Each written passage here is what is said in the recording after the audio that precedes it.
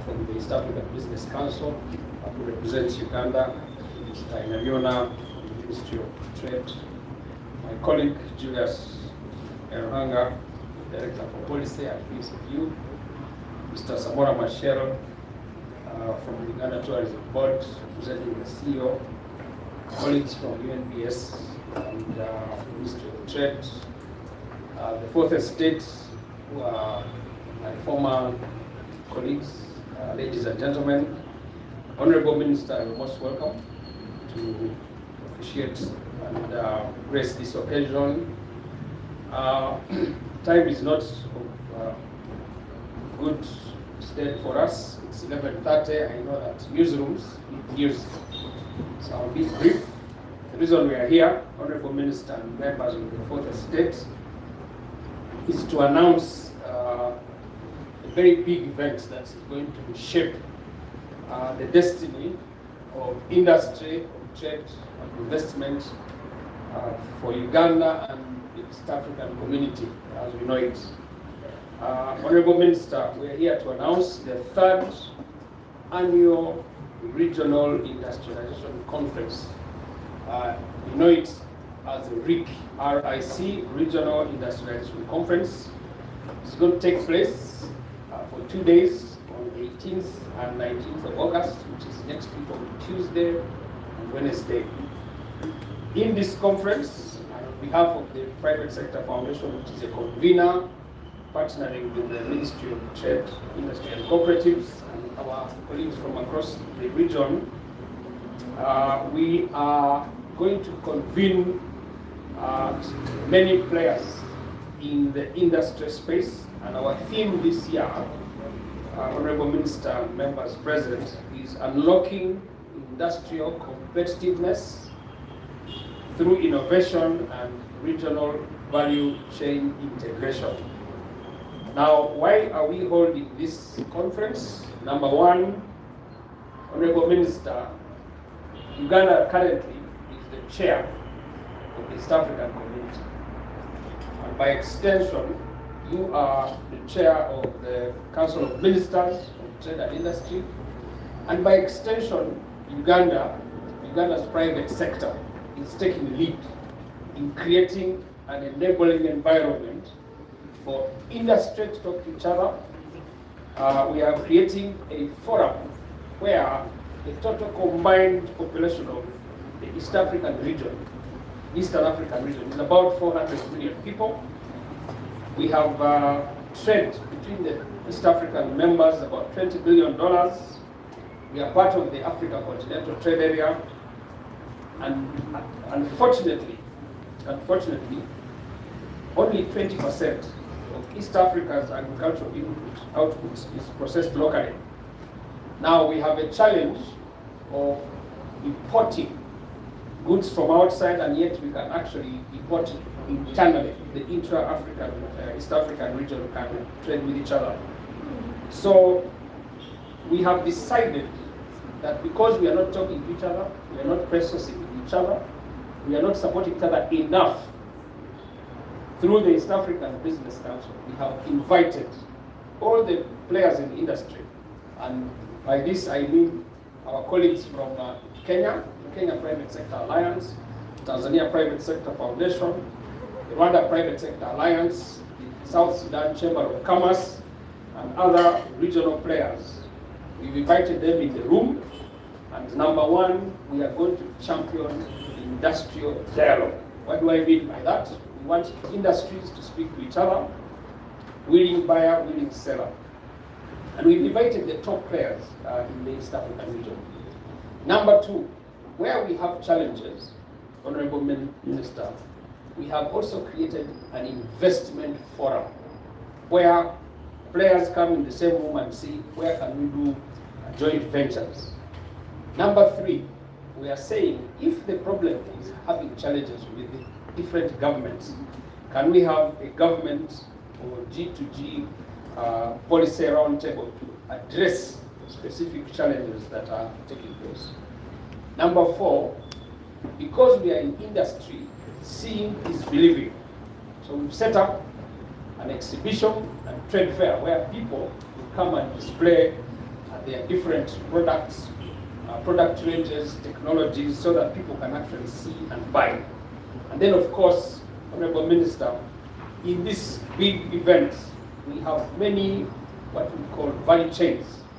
In the room, we have agro-processors, we have food manufacturers, we have leather and textile industry players, we have pharmaceuticals, we have petrochemical players, energy, steel, construction, logistics, transport. Everybody is going to be in the room. And therefore, why are we doing this? Honorable Minister, the government that you're representing here has come up with a very ambitious plan of the ATMs, agricultural, agro-industrialization, tourism, that's why we have UTP, manufacturing, services, STIs, and all of this is in the context that we are going to have all these people speaking together so that we can then create that tenfold growth. As I conclude, Honorable Minister and members present, we are again using this platform to invite serious industrialists, manufacturers, processors, people in logistics, the financial players that support the financing of all of these engagements. For purposes of the media, we are going to have over 500 business players, over 10 countries are coming, we have 40 regional speakers, and then the structure and the design, we shall have the plenary sessions, but we shall also be having side meetings where people can actually meet and speak to each other. As I conclude, I want to thank you, Honorable Minister, and also take this opportunity to congratulate you for having assumed a very important office. And very important because our minister is a businessman first. So he understands business, he understands industry. We couldn't have had a better minister at such a time as this one. So you're coming to take over the leadership of the ministry. In our view, we really take it seriously because you are our member also. You are a member of the Private Sector Foundation.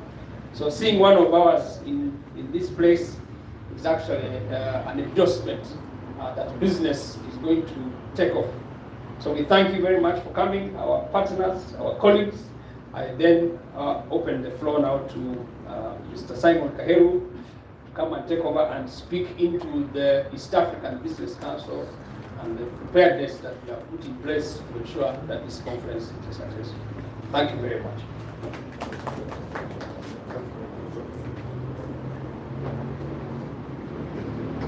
Our CEO, Private Sector Foundation, thank you very much. Honorable Minister, members of the media fraternity and private sector champions present today, chief amongst whom is our minister, as Stephen has stated. It's a great pleasure for me, of course, to be here today to make a few remarks about the Regional Industrialization Conference and especially our East African imperative as we go into it. But first, I must congratulate you, Honorable Minister, and through you, Uganda, for hosting this Regional Industrialization Conference 2026.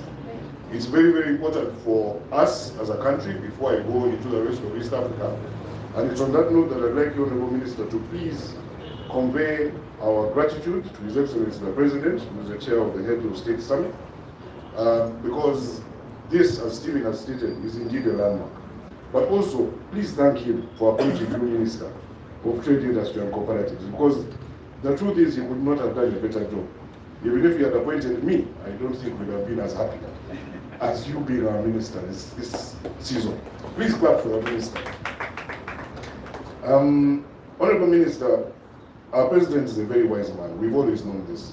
His wisdom is showing not just in appointing you, but for all these years championing East African regional integration as an essential part of Pan-African growth, the growth of this continent, the growth of our continental economy.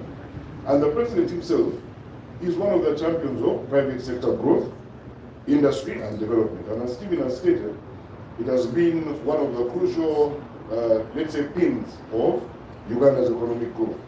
Now, the Regional Industrialization Conference that we're holding this year is going to be another great step in the direction that we, all of us here as Ugandans, but also East Africans, need to take in order to move this economy into its rightful place.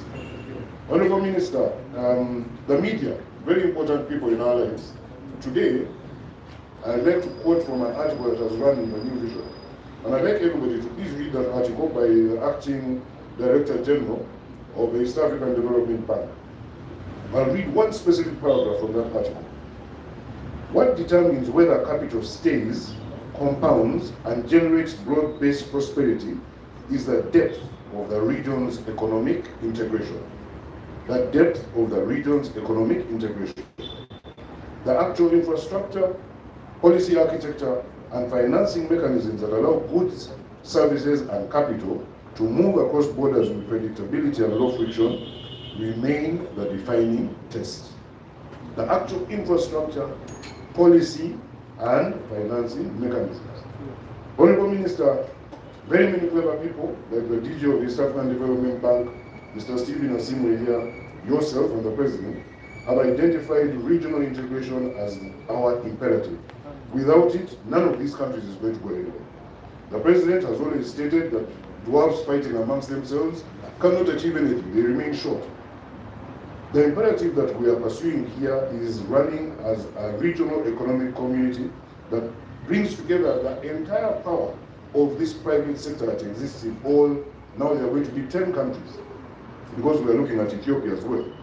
And this year's Regional Industrialization Conference is going to give us another great opportunity to work together, private sector and public sector, to speak the same language, to combine our businesses, our finance, our capital, our resources as the private sector in all these different countries, so that we increase productivity, production, manufacturing, employment, wealth, and prosperity in East Africa. For all these Ugandans who are here in the room today and those watching, as well as all the East Africans around the region. As our CEO has stated, we're doing a lot of work. We've already done the work in inviting, mobilizing people to come and attend. But what's going to be most important is for us to explore these opportunities for more co-investment, increase market access into the rest of the continent through the AFCFTA, and then to grow that opportunity into real growth, productivity, and profit. Because it is this profit that is going to keep growing these economies, whether through tax revenue, increased employment, or prosperity. And that's why today, through our media friends here, we're inviting all Ugandans, all East Africans, to please show up next week for the Regional Industrialization Conference. If you can't attend physically, follow the proceedings, watch the discussions, take the lessons, listen to the wise people who are going to be in those rooms, and then prepare to take part in that economic growth that's going to result from the conference activities. Because this event is going to be another step, another strong step in building the prosperity of the East African community through private sector activity. And that's why we thank the Honorable Minister for putting your foot forward, not just as a business person, but as the lead politician in growing trade and business and private sector activity in Uganda. And we thank the President for also allowing this conference to take place, giving it full support. And we urge you to please don't take your foot off that pedal. This economy is going to keep growing, and believe it or not, East Africa is going to be on the lips of the entire world in 2 years to come. Asante sana. Thank you very much. I'd like to invite,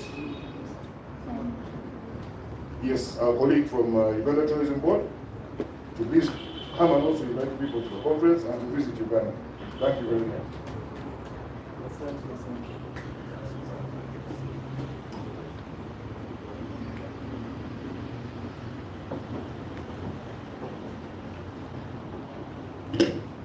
Thank you.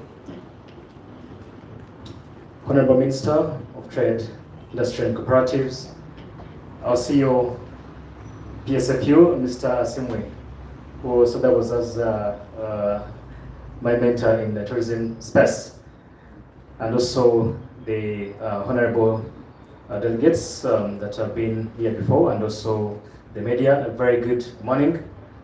Samara Michelle Simakula is my name, Deputy CEO, Uganda Tourism Board.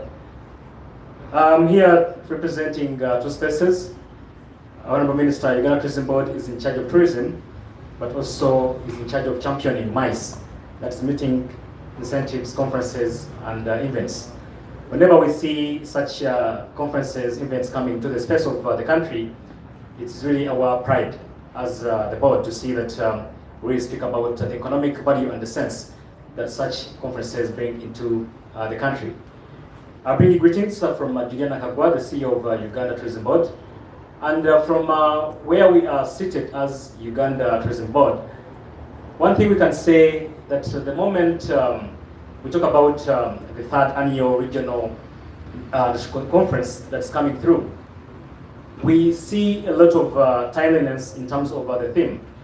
When we talk about Zimbabwe would also feed in the rest of the other industries. You'll see that all that the PSFU CEO has talked to in terms of who are the industry captains in the room, all these feed into one ecosystem, and all these contribute to the tourism space. For us to bring the discussion home and drive, you find that a single country to the country are really given time to see that they also experience the other sides of the country to increase value and volume for the country, but also to increase the stay and spend for Uganda. So therefore, it's our humble commitment as Uganda Tourism Board to see that we are part of the third annual regional conference 2026 and see that we convert the numbers to become a more tourism hub. Thank you so much for going to my country.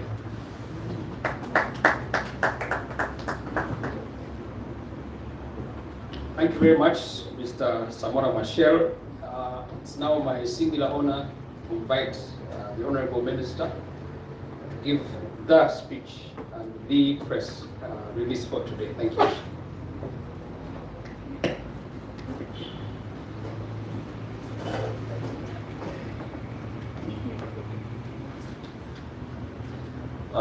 Good afternoon to you all. I am extremely pleased to be here today after quite a long time. I want to thank the CEO of the Private Sector Foundation of Uganda for inviting me here today. I want to also thank the management of the Uganda Media Centre for hosting us and for mobilizing all of you. I want to thank the gentleman from Uganda Tourism Board, Mr. Samora Machel. I also want to thank the private sector representative from the East African sphere, Mr. Simon Kaheru, and all of you distinguished ladies and gentlemen present here today.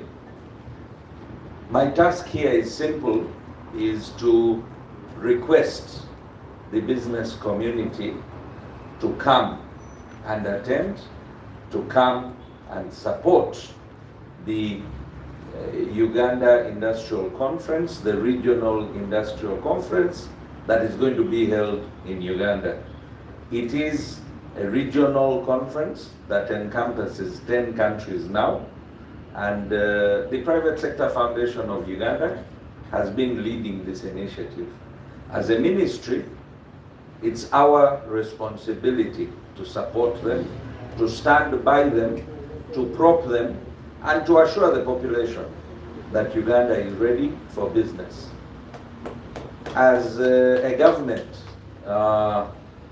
we are a new cabinet, like many of you know, and I want to thank my brothers here for congratulating me on my appointment.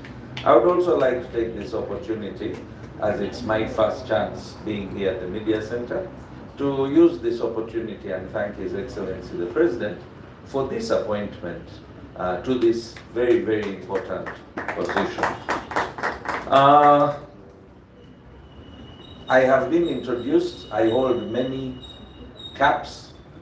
One of the caps is I come from a very small town, small dusty town at the border of Uganda, the most eastern part of Uganda. For those of you that have never been to the eastern border, there is a town called Tororo, and that is where I hail from.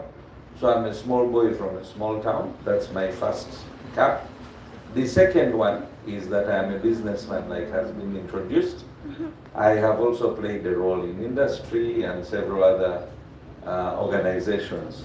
I've also been a member of parliament for 10 years, and now I've been appointed to cabinet. So having played in all the spheres that are going to fix or facet into this conference, It gives me great joy and pride to stand before the nation here today, represented by you, the media broadcasters, and tell the population within the East African community and the member states that we are ready to host you come 18th and 19th September. The preparations are well in advanced stages, and we are, as a government, have been running under national development programs. So my predecessors, and under the wise leadership of His Excellency the President, have been running the country using the National Development Plan. So we have a National Development Plan. We started from NDP 1, National Development Plan 2, National Development Plan 3, National Development Plan 4, which is the current National Development Plan. Under the National Development Plan 4, the government has identified 4 pillars of growth that are going to propel us as Uganda, as a nation, as a region, from an economy that is currently about $69 billion in GDP to a tenfold, we're calling it the tenfold growth strategy, to a GDP of 500 billion by 2040. Why 500 billion? Because we believe that the enablers are in place. There are quite a number of pessimists who move around saying, if it took you 40 years from where you were to reach 69, how do you expect to go tenfold growth? And I want to explain to you, my brothers and sisters, so that you help us explain to the nation and our friends in the region. In 1986, when we used to drive from Tororo to Kampala, it used to take about 8 to 10 hours.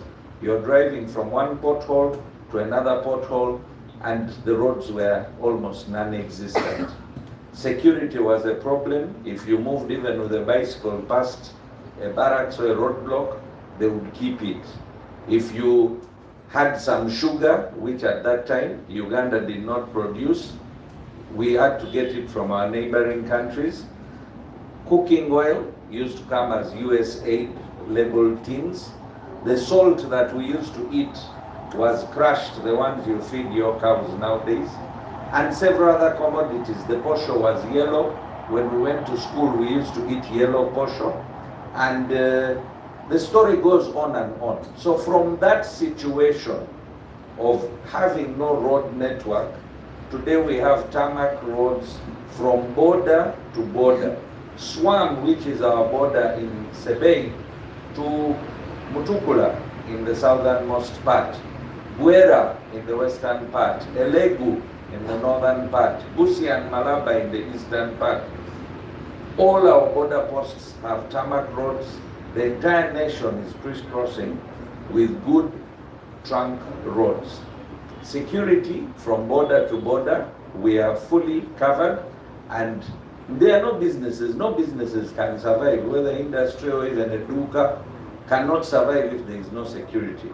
So we want to thank the NRM government and under the leadership of the CDF for the security and all the other security forces, for the prevailing security to enable us, to give us an enabling environment to do business. You look at power, there was a time when all these gadgets were being run on a generator, and we didn't have power. Today Uganda has excess power. We are saying we are ready to welcome more industry, and we have the available power to run these industries.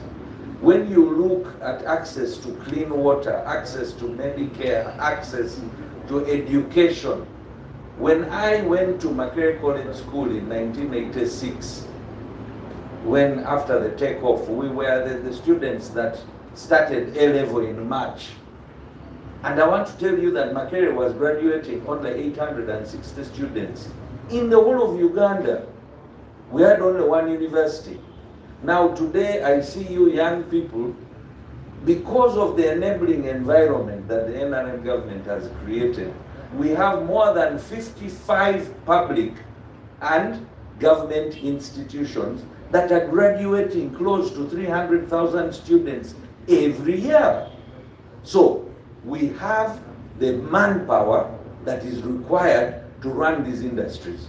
We have the manpower that is there to enable, and under the NDP4, we are saying that if you look at each enabler of industry or each enabler of business, we are right up there, we are ready. If you look at finance, if you look at the profitability, if you look at costs of production, we are among some of the best, we reflect among some of the best figures within the region. We have regional access to all our neighboring countries. We have enabling weather, we have access of food crops, cash crops, and the industrial products that are made within our country. I will share with you that over the last several years, the government has been able to achieve success, tremendous success in various verticals. For example, at one time, Uganda was a net importer of sugar. Today, Uganda is a net exporter of sugar. What does that mean? We have enough sugar for ourselves here, and then we are even able to sell to our neighbors and other countries. We are a net exporter of milk. As a child, those of you, these ones that are my age, Stephen and Simon, will tell you that we used to drink milk from Denmark, Holland. They used to bring us powder milk. And now today we are the ones selling powder milk to these countries. So there are very many verticals in which we have been successful in the steel industry, in the pharmaceutical industry, and there are many other industrial verticals that the government is working on. And I want to assure you that with the present environment, it is going to be very easy for us to grow this growth process into tenfold. I also want to assure you and the population out there within the region that we have some of the most conducive tax infrastructure to attract any investments that are there. My ministry and my colleague ministries are ready to receive you. When you come, we will be there to receive you and make sure that we facilitate your wish of investing in this country. We have the ATMS, and we would like to encourage the people that want to stick to our program, and we want to welcome them. The ATMS stands for agro-processing. So agro-processing includes, but not limited to, making flour out of matoke, processing honey. More than 40% of the honey on the global market today is synthetic. Synthetic meaning artificial, manufactured in laboratories. Uganda has honey that we are letting go to waste. We need to process this to take it to those outside countries. Shea butter, as a ministry and as a government, we have registered the nilotic shea seed. Nilotic because it grows in this geographic location. West Africa has perfected the use of shea butter as a cooking oil, but we want to encourage ours for cosmetics, because the women now no longer want to use cosmetics out of animal fat or petroleum jelly, because they know that petroleum jelly is carcinogenic, and therefore shea butter, cocoa butter, aloe vera, avocado oil are something that is the green gold, and we are promoting all these in agro-processing.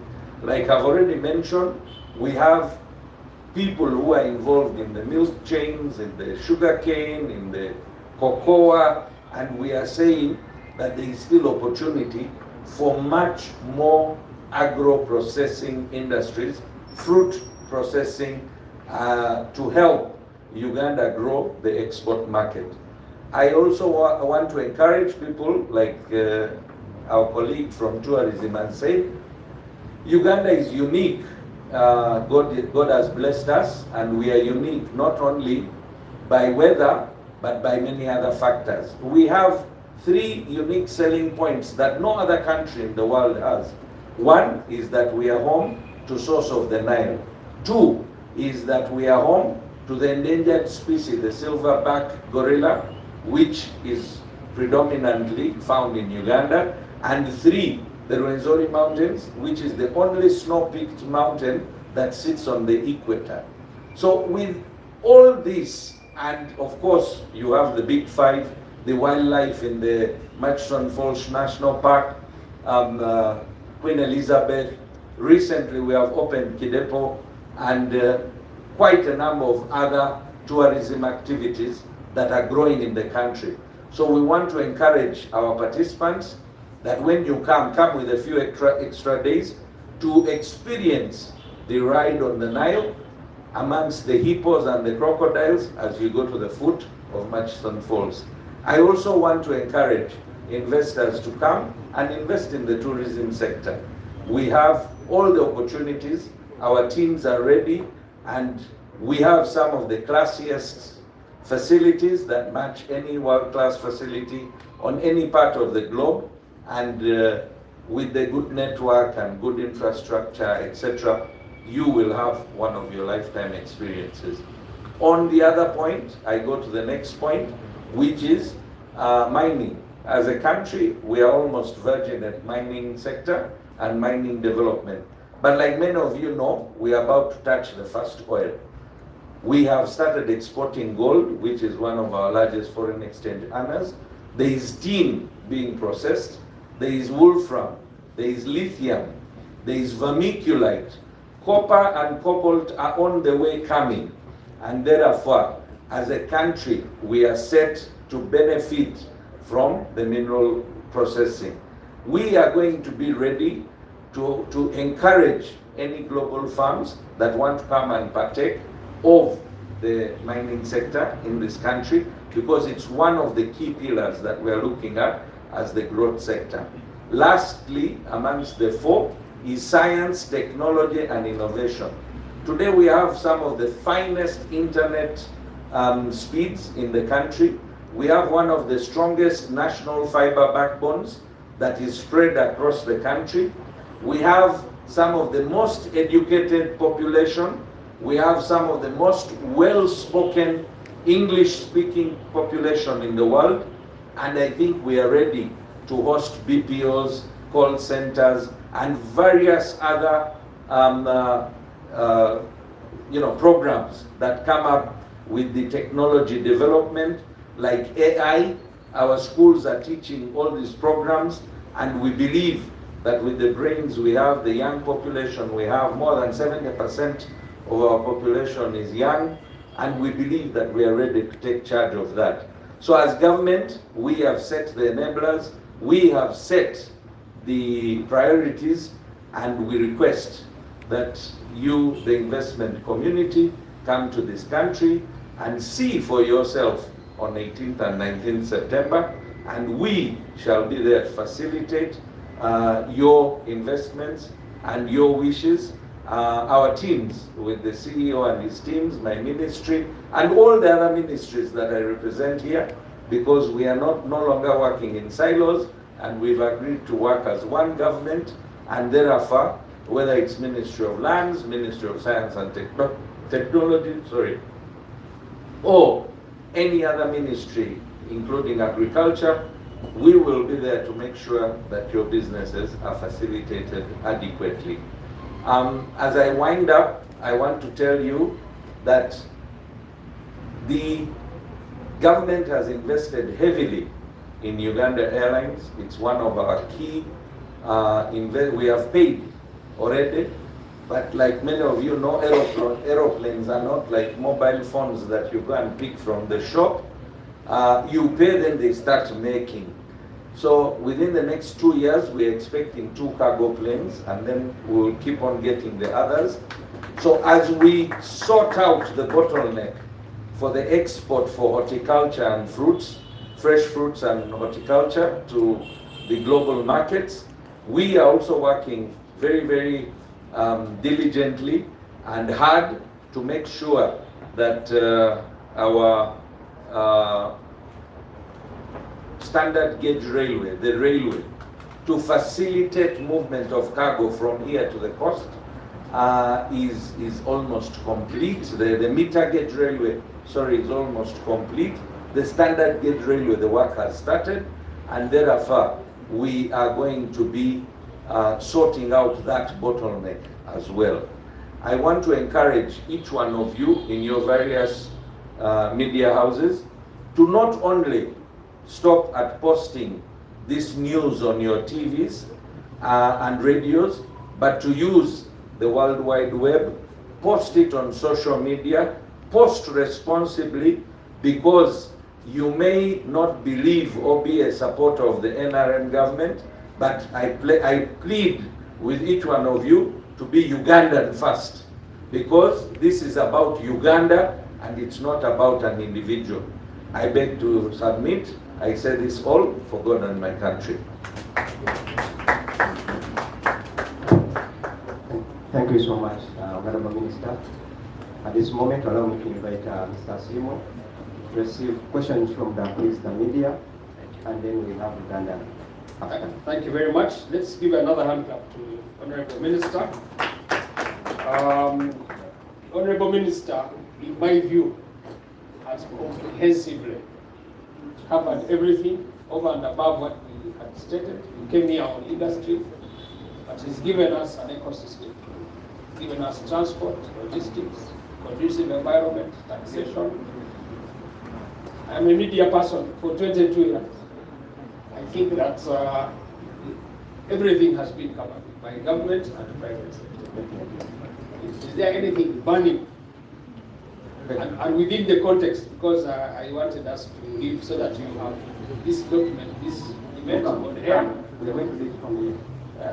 so that we manage it. Then we have a very serious Uganda speaker, and the minister is going for another event, so I really want to, we are pressed for time. And please remain in the context of the conference. Thank you, Stefan. Nothing beyond. Yes. Thank you, Stefan. I understand when you say that you've been in the media for 23 years, they tell you to get opportunity to meet the president to ask all the questions, isn't it? Thank you so much.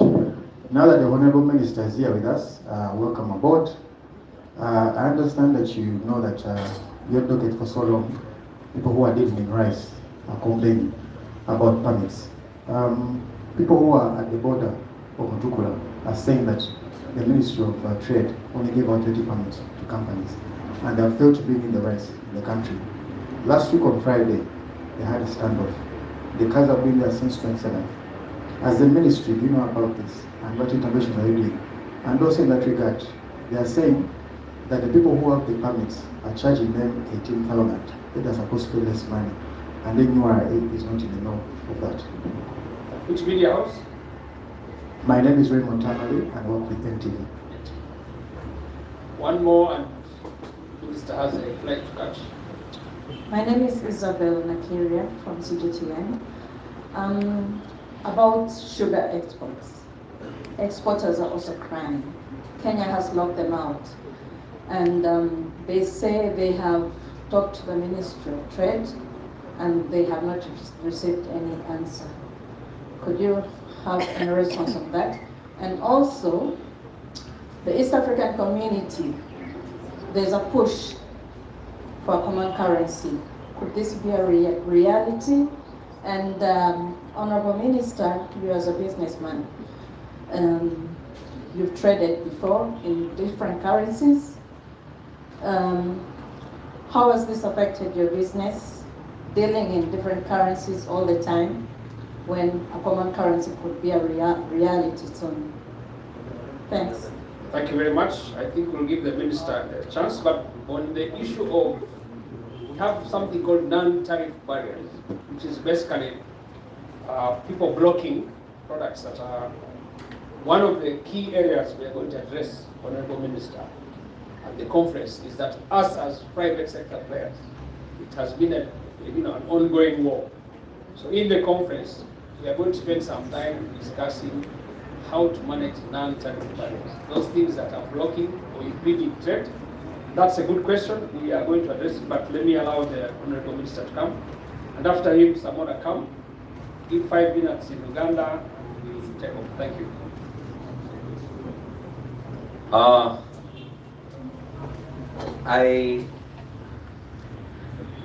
You see, I've not been in the media for long. While I was in Parliament, I used to engage the media quite a bit. But I see some familiar faces, but most of the faces are new and young. The gentleman from NTV, you appear to be senior. And I want to encourage, especially media houses, to avoid being inflammatory in the way you report. Because the question you have asked is partially true, but spiced up to sensationalize the news. So allow me to report to you that what you are saying is partially true, but it is extremely unfortunate that you are representing one of the leading media houses in East Africa and you are behind the news.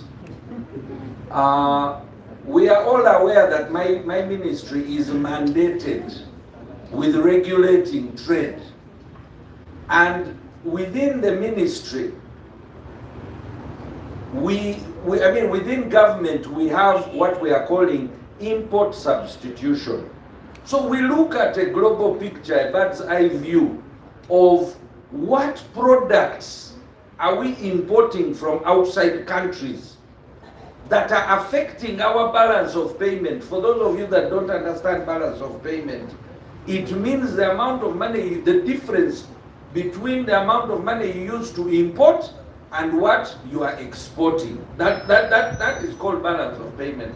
So a country's balance of payment can be positive or negative, depending if you are importing too much or exporting too much. Now, in this particular case, we looked at a various product range, and we found that a few years ago, and those of you that are old enough will remember that the government had an initiative of promoting upland rice. Like currently they are promoting cocoa, coffee, banana as one of the cash crops. So at that time we promoted upland rice. And Uganda's upland rice production had gone close or equal to the amount of rice that Uganda needed. Now the current situation is that Uganda's rice production has remained stagnant, but the rich people have increased consumption. And therefore, we are having a shortfall in our requirement of rice. The question is, can Ugandans produce rice? So my ministry held a meeting with Uganda's rice producers and Ugandans and foreigners who have invested their money in Uganda to process this rice. We have facilities like Kibimba that are world class, that are producing Tilda rice, that have been taking rice to the shelves in UK, Europe, and rest of Africa. We have a farm being run by a Chinese, state of the art in Lukaya. I want to invite you to go and visit it. He's using drones to spray that rice and keep it, and he grows and is harvesting every day and processing that rice that comes to the supermarkets, and quite a number of other producers, including Phil Pedro. So they came to us and they said, look, you are killing our investment by allowing this cheap rice. We held a meeting with URA, and URA said, yes, there is a problem that is coming from Tanzania. These people are smuggling foreign rice, rebagging it in Tanzania, and bringing it into Uganda to evade taxes. And it is a clique of a few individuals that are in the power corridors. Remember, the president has mandated us as Kisanja hakuna kulala, Kisanja hakuna ufisadi. No bribery, no corruption, and no sleep. We are here to develop our country. So for your information, it is true those trucks were there 2 weeks ago. They are no longer there because I signed a 2 weeks moratorium to allow all those people who had bought rice, Simani, they bought rice in gardens and what, and we have told them, okay, you bring it, but we are going to subject that rice to a test. We have the machines in Namlonge, we have the machines in Naro that can check whether this rice actually was grown in Pakistan or in India or it actually grew in Tanzania. We are not going to allow the foreign rice to come and evade taxes when they are branding it as an East African product. And it is not affecting the price, the shelf price of rice from Pakistan and India. The prices are the same. The shortage is of these smugglers, the people who are misbehaving with URA. So this information is very important. And my brother from NTV, I request that you report this correctly and tell them that they have 2 weeks to resolve whatever they were doing in the past.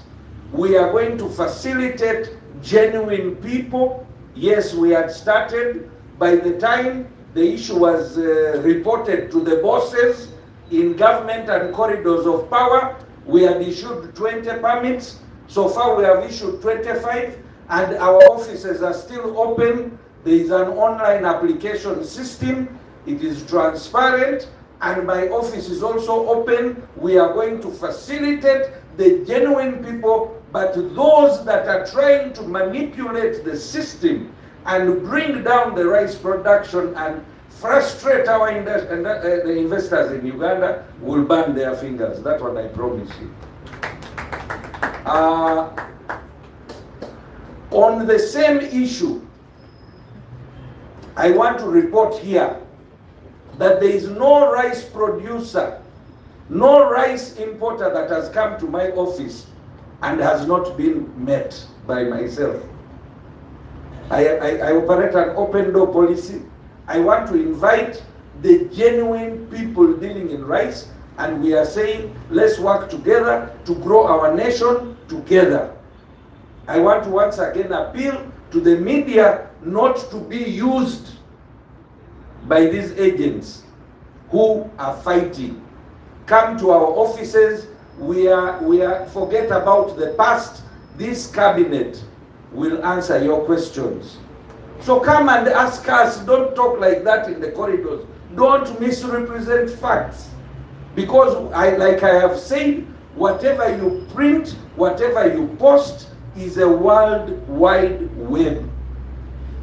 Buli omu asoma bye muandika. Omuzungu abisoma, omuchina abisoma, muli kutte ensi yaffe.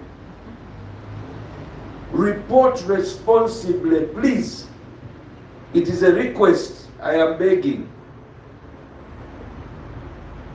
A very good question. I hope I have exhausted the right thing. If you have any more additional questions, I'm willing to take. If you want a whole interview, come, I can talk to you for the whole day, as long as you report correctly. And we have capacity to rebut you. And that's why you see sometimes certain security forces are fighting certain media houses because of propagating unsubstantiated and false news. The question asked by the lady is extremely valid. Uganda holds one of the most stable currencies in the region. If you look at our fluctuation against the dollar, we have been among the most stable currencies in the region. We promote free movement of currency. You are allowed as an investor to bring as much as you want. You are allowed to take. It's a free market economy. As long as it is legal, it belongs to you. We are not refusing you to take your money. Yes, we are members of a law that is a global network, anti-money laundering. And if you are bringing funny money into Uganda, then we will ask questions. But if you have earned money out of your business, the exchange rate facilitates business. Why do business community and investors love Uganda compared to our neighbors? Because we run some of the most stable macro and microeconomic policies when it comes to facilitating production in this country. I thank you very much for, yes, madam.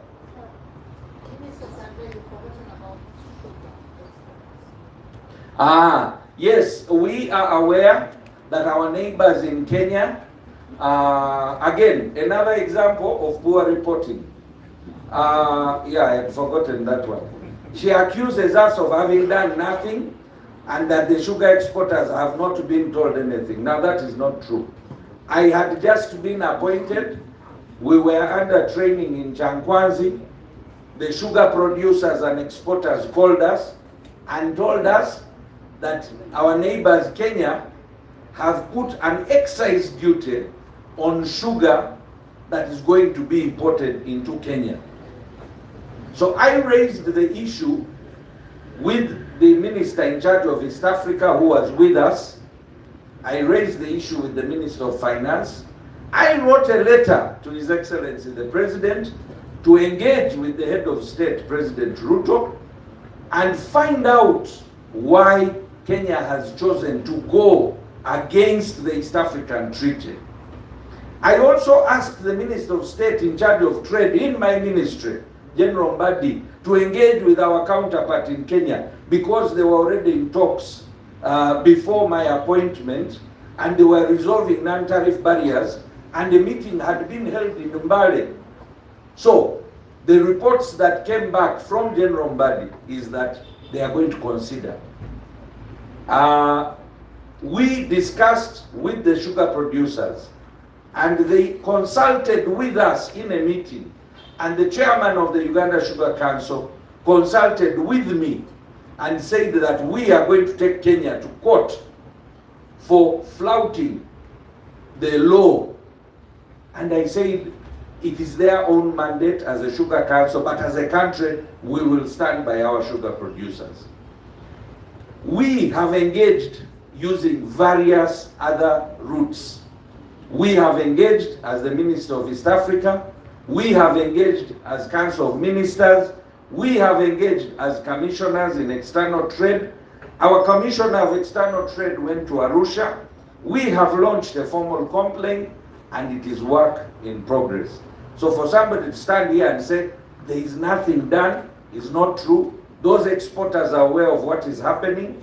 The good news is, as a country, as a ministry, we are not sleeping. Kenya has refused. Just last week, we shipped 20,000 tons using the lake. For the first time, a ship was loaded from Jinja with sugar and has been offloaded in Mwanza, Tanzania.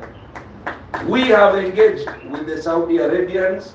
I had the ambassador visiting my office and they are willing. We have engaged with the Tunisians. We have engaged with the Qatari. We are engaging with the UAE, and all of them are willing to buy our sugar.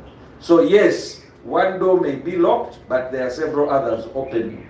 I want to report also here that our relationships with DRC Congo are improving. It is also a market that we are growing. And last year, my predecessors and His Excellency the President were able to export goods worth $1 billion to DRC Congo. So we should not be worried as a nation. As investors that are investing in this country, we promise that we will continue engaging our regional partners. This is not a simple task, because while we are protecting our domestic agricultural produce and industrial produce, we must make sure that we grow our exports. It is not a simple task. Rome was not built in a day. I have only been in office for now 3 weeks. I request that the nation and the people give us time to resolve some of these issues that are historical. I beg to submit and say this all for God and my country. Thank you so much, Honorable Minister. Engeri okonye ku Luganda Honorable. Mundakitanga pili wa bibi osange kumpala muli. Njagala okubasaba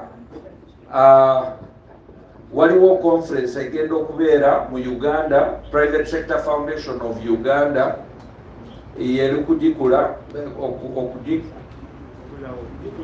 okugikulira 18th and 19th 18-19 August.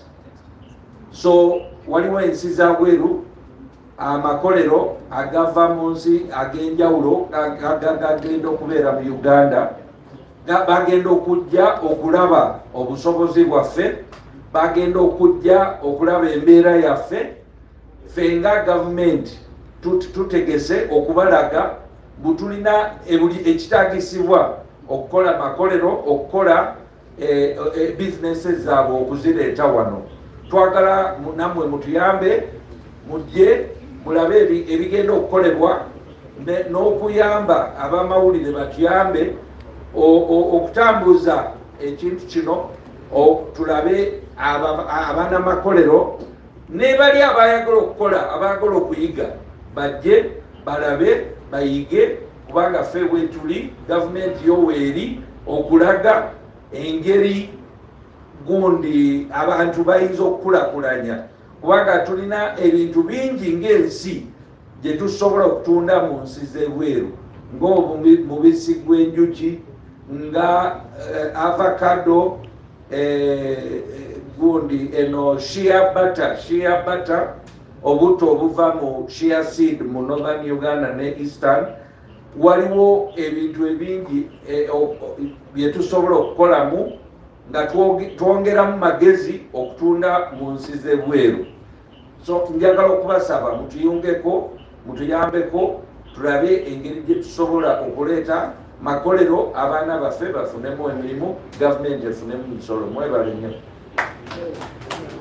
Omuceere katono, omuceere n'esukali deno omusajja namubuuza ekibuuzo. Asante sana Mheshimiwa Waziri. Kongamano hili ni la kikanda na kwa hivyo tuna vyombo vya habari ambavyo vinatoa habari kwa ajili ya vyombo vya habari vya kimataifa. Kwa hivyo kongamano hili lina manufaa gani na kwa nini kongamano hili linafanyika Uganda? Asante. Swali la pili Mheshimiwa ni kuhusu uingizaji wa mchele kutoka nchini Tanzania. Kuna taarifa kwamba malori mengi yamezuiwa kwenye mpaka wa Mtukula. Hii ikoje? Wiki ya jana niliandika barua, tulifungua hiyo malori yote mwenye inaingia kutoka Tanzania, lakini tunataka kuhakikisha ati hiyo ni mchele mwenye ilipandwa kwa Tanzania ama hile mwenye URA ilishika ati inajiandikisha ati inatoka Tanzania, lakini hiyo mchele ilikuwa sio ya Tanzania uhakika.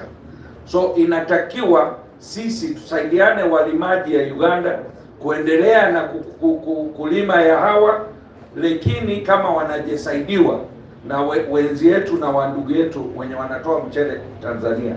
So hiyo mambo nimeshamaliza, nimepatia hawa wiki mbili wakuje wafanye na sisi kwa ministry yetu, tuone namna tunaweza kusaidia hawa kuleta vitu. Lakini wako wale wenye wako clearing agent na wako watu wale wenye wako middlemen. Hiyo watu tunataka kuambia hawa wawache kuharibu biashara, wawache kuharibu kujenga nchi yetu. Tusaidiane tujenge nchi yetu. Hile la mali mwenye inakosa Uganda tutaileta kutoka kwa Tanzania, hamna shida. Lakini tufanye pamoja, tuone namna tujenge nchi yetu Uganda. Na Minister, kulingana na mchele, swali kidogo. Abaleeta omuceere kuva mu nsi ya Tanzania, njagala okubakakasanga ministry waliwo abatutuuseeko, waliwo twabadde ne meeting ne URA n'awandiisa ebbaluwa nga mbawa wiiki 2 eri muceere ebadde mu transit musobola omuleeta, yes, naye tugenda okucheckinga kubanga aba URA n'aba Naro betwateekayo basanga muli kuleeta omuceere nga mumutadde mu nsawo nga mugamba mbu ekoleddwa Tanzania kumbe eri kuva mu nsi z'ebweru. So tuli kubasaba mukole ekituufu kubanga oba mukole ebikyamu mwaba middlemen ne ba broker ne ba clearing agent njagala okubakakasa mujja kufiirwa. So mukole ebituufu, ministry yange weeri ejja kubateekako amaanyi eyambe mwe abagala okuleeta n'abali abagala okulima omuceere mu Uganda kubanga tusobola okulima muceere ogumala abantu abaffe abagala okulya omuceere. Ate mbakakasa mbu sente bei ya muceere tenaba okuyongerwa kubanga Pakistan ne India bakyamuleeta ejo tetunaba gikwatako, naye eno kubanga bagala okubba omusolo eri kuyita omutukula tubakuttemu. Ate twagala engeri okulaba gye tusobola okukitereeza. Mutuyambe nga ministry, mutuyambe nga bannayuganda abagala okuzimba ensi yaabwe. Mbebaza nnyo.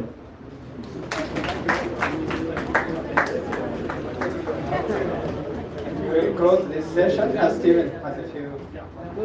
So thank you very much. We are done, but I wanted to introduce Madam Sylvia Kirabo from UNPS. If you have any questions on standards, she's here.